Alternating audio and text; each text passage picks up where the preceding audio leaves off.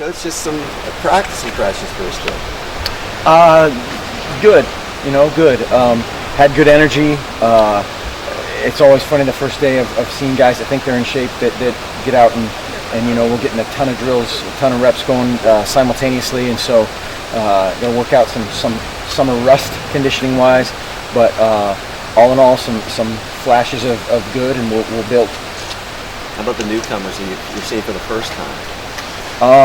Liked all the offensive line, all the offensive linemen up front. I thought showed that's one of the hardest places for those guys to A, play fast, B, communicate that quickly, and then C, have any semblance of what it should look like as far as where they're supposed to go.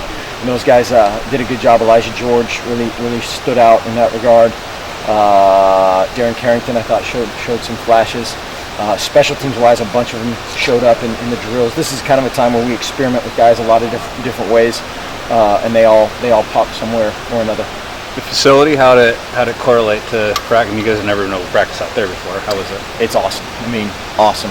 With the that's where kind of form meets function, I guess. As far as out there, it's the most room we've ever had. It's the best probably surface and just usable space we've ever had, and so it's. I need a thesaurus to get some more adjectives for this deal. Mark, first few days, no pads. I mean, you just kind of gradually build into a Friday first day of full pads, is it? Yeah. Things you want to get done before then, or just teach, massive amounts of installation on both sides of the ball, and in special teams, teach guys how we want to practice, how we finish, how we carry the ball. Just overall operation in general, especially for those young guys, and then you're just it just depends. Either side of the ball, there's some, the offense is going to install in a couple days differently than the defense, but just kind of general installation. Anything that was behind where you would have expected for certain players, or was everybody sort of where they should have been? No, I mean there's no day one, oh my gosh, what are we going to do moments. Is that what these first couple of weeks are, Mark, is just really teaching practices, the first couple, and then maybe in week 3 you start really game planning, or? Somewhere in there, yeah. It's even a little bit later than that. We try to just cram as much as we can into their minds. We want to expand our returners, and we want to experiment with the young guys.